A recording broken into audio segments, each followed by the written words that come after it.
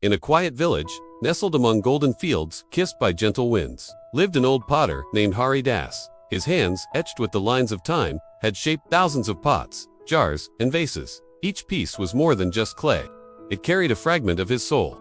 People would travel for miles, from towns far and wide, just to own one of his creations. But Hari didn't work for money or fame. He worked because, for him, clay was a language, a way to speak with life itself. Every morning, long before the sun's first rays painted the sky, he would be at his spinning wheel. A soft hum would escape his lips as he lovingly molded the earth, his movements a graceful dance of experience and care. His young apprentice, Ravi, often watched, his eyes filled with a mixture of awe and youthful impatience. Master Ravi asked one morning, his voice cutting through the quiet rhythm of the workshop, "Why do you still work so hard? You've already made more pots than anyone in this entire village, maybe even the whole region." Hari paused, a gentle smile spreading across his weathered face. He looked at Ravi, his eyes twinkling with a wisdom that only age can bring. "Because, my boy," he said softly, "each pot teaches me something new." Ravi was puzzled. To him, work was just work, a means to an end, a way to earn a living, not a classroom for life's lessons.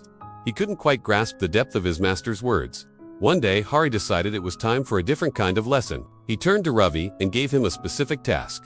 "Today," he announced, "you will make a large water jar. But remember this one thing, don't rush. Clay is a patient material. It listens only to patient hands." Ravi nodded, but his heart was racing with eagerness. He wanted to prove his skill, to show his master that he was ready, that he was fast and efficient. He dove into the work, his hands moving with a speed that lacked the gentle rhythm of his master's. He shaped the pot quickly, fired in the kiln with haste, and presented it to Hari with a proud, beaming smile. "Look, master, it's done, and it's perfect." Hari took the jar, his touch gentle and knowing. He examined it from every angle, his experienced eyes scanning its surface. Then, he filled it with water. Ravi watched, his chest puffed with pride. But within moments, his pride began to crumble. Tiny drops of water started to appear near the base, seeping through a hairline crack he hadn't noticed. Soon, a steady drip-drip echoed in the silent workshop. Ravi's pride quickly soured into frustration and anger.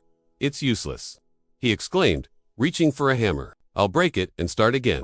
This one is a failure." But Hari stopped him, his hand firmly but gently closing over Ravi's. "No, Ravi, don't destroy it," he said calmly.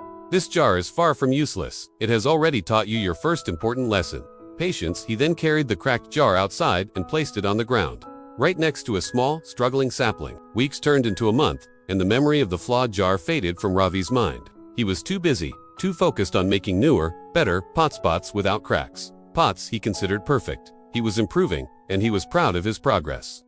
One morning, while sweeping the workshop floor, something caught his eye.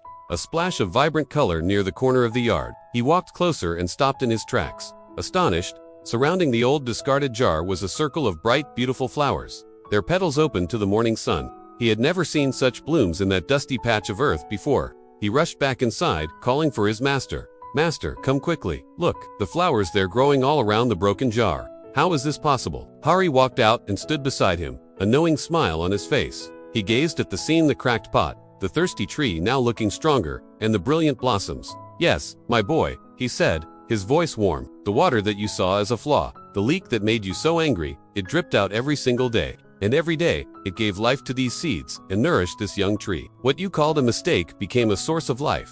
What you saw as an imperfection became a blessing for the earth." He turned to Ravi, his kind eyes looking deep into the young man's. "Remember this, Ravi, nothing is truly useless. Even the things we see as broken can serve a profound purpose. Even your failures can give life to something beautiful and unexpected." He placed a hand on Ravi's shoulder. "Don't spend your life chasing perfection, my boy, it is an illusion. Instead, chase meaning. Find the purpose in your work, in your life, and even in your mistakes. That is where true mastery lies."